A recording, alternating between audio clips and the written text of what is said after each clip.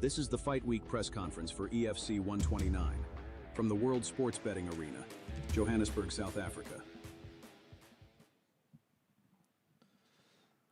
Welcome, fight fans, to EFC 129 pre-event press conference. We've got an incredible fight night lined up for you this coming Thursday. If I can just rattle off the main card, which is just completely stellar.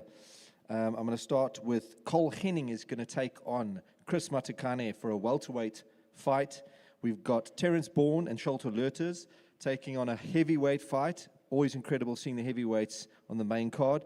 Stephen Gonzalez really cemented himself in his last fight, and he's taking on Guide Moyo, another incredible perennial contender there at featherweight. And we've got the co-main event, which is a welterweight fight between Nyidi and Zico. We know the winner of that is going to possibly stand up for a title fight at welterweight.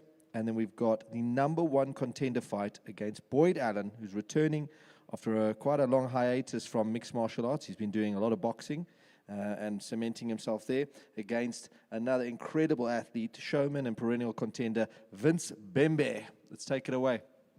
First question is for Boyd. Boyd, this is your 16th fight in the EFC. You've been out for a while. You could have come back anytime and fought anyone. Why are you coming back to fight Vince Bembe? Why now? So obviously I got the call from EFC, and they've been asking me to come back and sort of jump onto the events, and I think this was just the right time. I've had a little break from boxing and not stopping completely. I'm probably looking at competing early next year again for the number one contender spot for one of the titles. So I like to jump between both sports, but this is my first love and it's my passion. I love MMA. I'm better at it than I am at boxing. Well, I believe so, and I want to put on a good show. Out of all those 15th fights, where does Vince Bembe rank in terms of some of the toughest opponents you fought? So look, every opponent that I get in there with is my toughest opponent, my toughest fight, because that's the person that's in front of me. I know he's a good athlete, I know he's explosive, so I take nothing away from him, and I'm not underestimating him whatsoever. Vince, your turn on the microphone. How do you beat a guy like Boyd Allen? It's good to have me. To beat a guy like him, it will take a lot, but as us, as the dominators, 10 fighters, we train for everything, and it's going to be an easiest fight for me, but not as far as I've accomplished, but as I'm going to face him, it's going to be the good one. Would a win over Boyd Allen be your biggest success in your career so far, do you think? Yeah, definitely. As we all know, he's one of the legends here by the EFC. Defeating him, it would be a good thing for me. Thanks very much.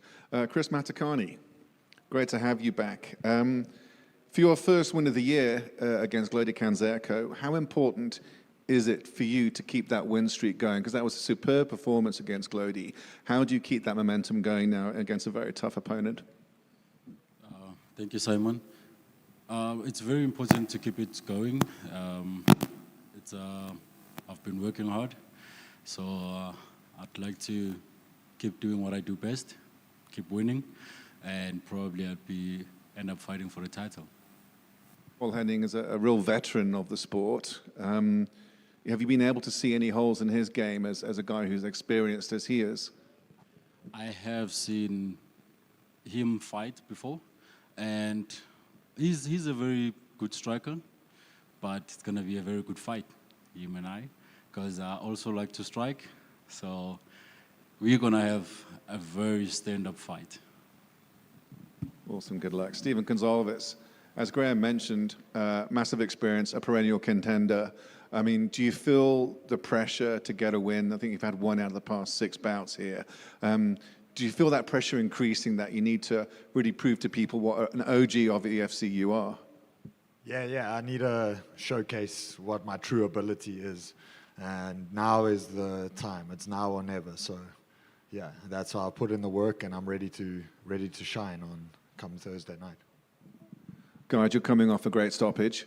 Do you also feel the pressure for a win, and particularly a guy against that opponent? You know, it's a big name for you if you get the win again. Yeah, I know. I have pressure also, but thank God I've got the technique. I've got a good coach. I'm doing wrestling. I'm doing stand-up fighting. I'm doing my fitness. So for now, I cannot complain. Cool. Thank you, Graham. Where are the main eventers? You know, we had Ndidi Olonu and Zico Makengele, in the co-main event in the welterweight fight. Very important welterweight fight and a rematch. Where are they today? I'm not actually too sure. I'm hoping it's a miscommunication in terms of their scheduling. I know that Ndidi had some issues from a weight perspective, that he was committed to doing stuff, but it's unacceptable that they're not here. And we're gonna work on that with each one of the camps. Probably go back to them and look at a penalty for the guys, because this is a part of it. You know, if you want to fight in the big show in Africa, you've got to arrive and sell yourself. This is the reality of being here. Being in the fight game is very much about being present on camera and being able to speak to the fans. What are the permutations for the heavyweights? It's a great fight between Terence Gintiborn and Sholto Laters. What's at stake for that fight? It's not a #1 contender fight? No, look, I mean, it's hard to not label these fights with #1, #2. You know, any fight can stand out. I mean, Terence has been pushing very hard to get his name cemented, and I think that's up to us to give him really good opponents and find opponents in a landscape where heavyweights really, they're difficult to find. So when I do line them up and get them going, any fight could turn into a contender fight with that specific division. It's like the female division, exactly the same thing. You can have 2 fights, and then all of a sudden you put on a barn burner, and we go, that person should be fighting for the title. Because they're shallow, but there's talent in the shallow division. So I'm excited to see what it yields, and I think if it's a great fight, definitely the winner of that could be considered.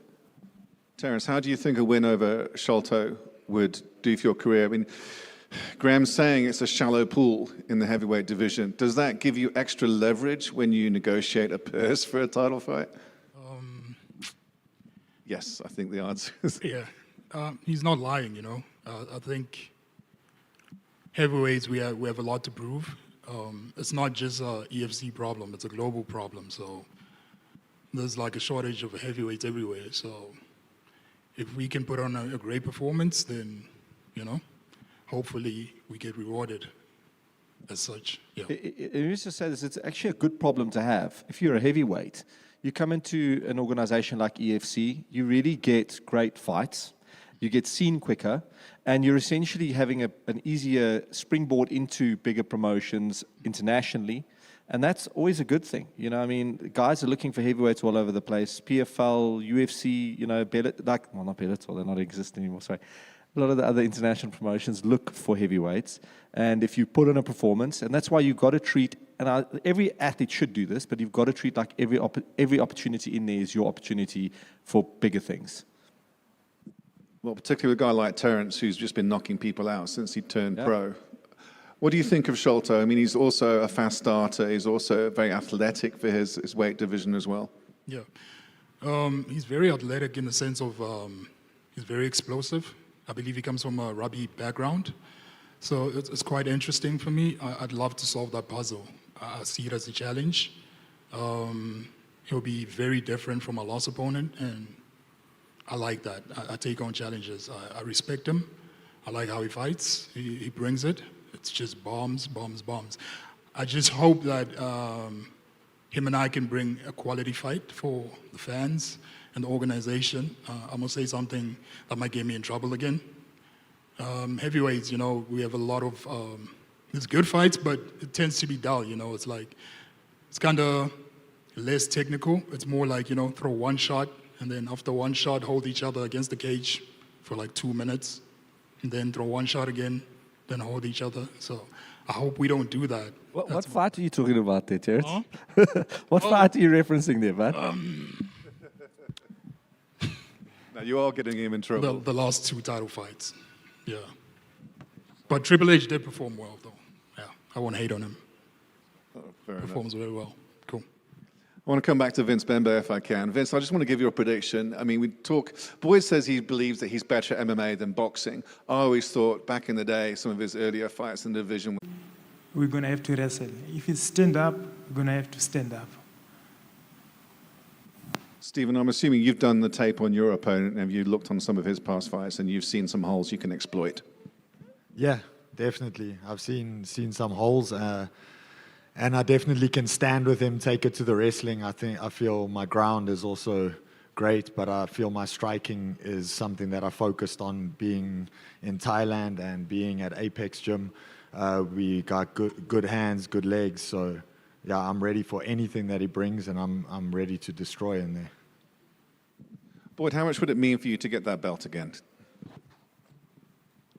Yeah, it would be awesome to get the belt again. I want to obviously get the chance, not overlooking my opponent, but if I get the chance and I get that strap, I want Martin and I to take a photo together, just so we can post back in the day, and now we still got it. Well, that's as good a reason as any, right? All right, that concludes our EFC press conference. Join us this coming Thursday for EFC 129, where we will decide the future contender in the featherweight division. Thank you for joining us. See you on Thursday. We'll do some face-offs as well, I think. Yeah.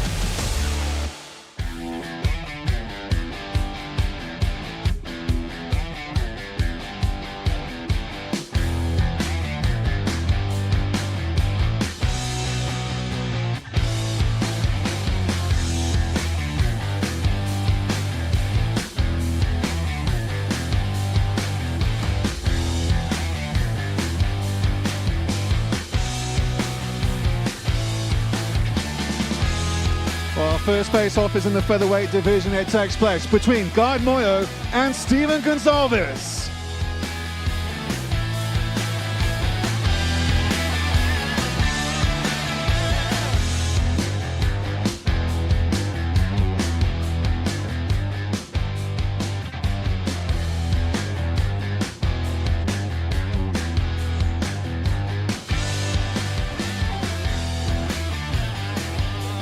Stephen Gonzalez and Guy Moyo, ladies and gentlemen.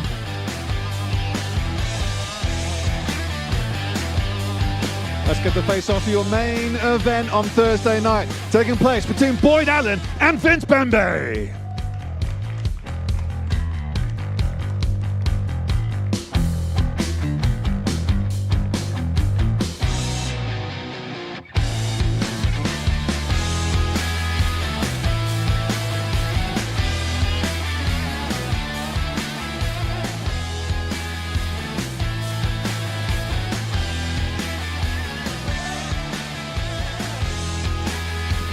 All action and no words, your main event of EFC 129.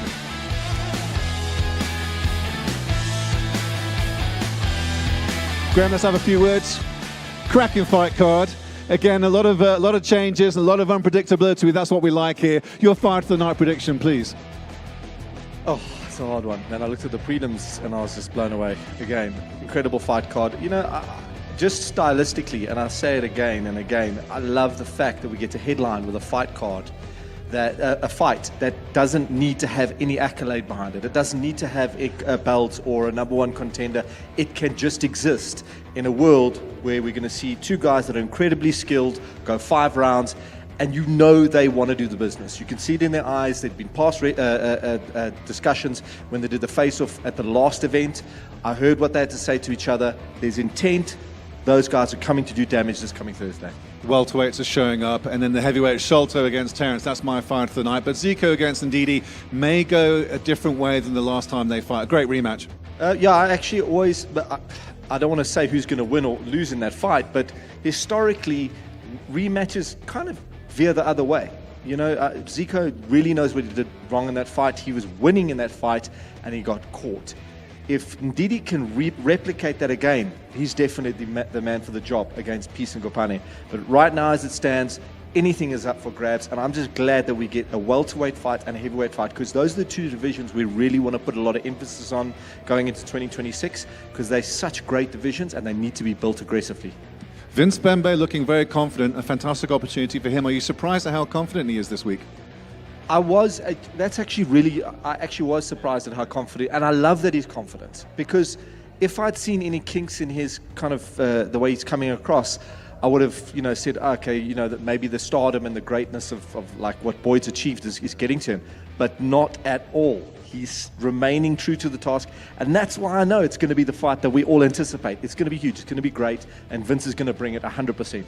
One more thing to put you on the line again, that was said in the press conference. If Sholto Laters or Terence Shinty-Born puts on a fantastic performance, they could possibly get a heavyweight shot next year.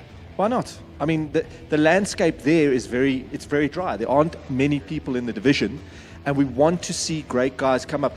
I take it back to something I didn't get to say in the press conference, is whenever we're in the age of discovery when it comes down to EFC. We're still young. I mean, we've been around for 16 years, but in terms of fight sports, it's an opportunity every fight card to find new talent, and that's what we love. When we put fights together, we find guys. We found Terence Bourne. He speaks well. He comes across. He's knocking guys out. He could be a potential star going into 2026, and that's what I love. Is right now he's making his way there. This could be the one that puts him over the line.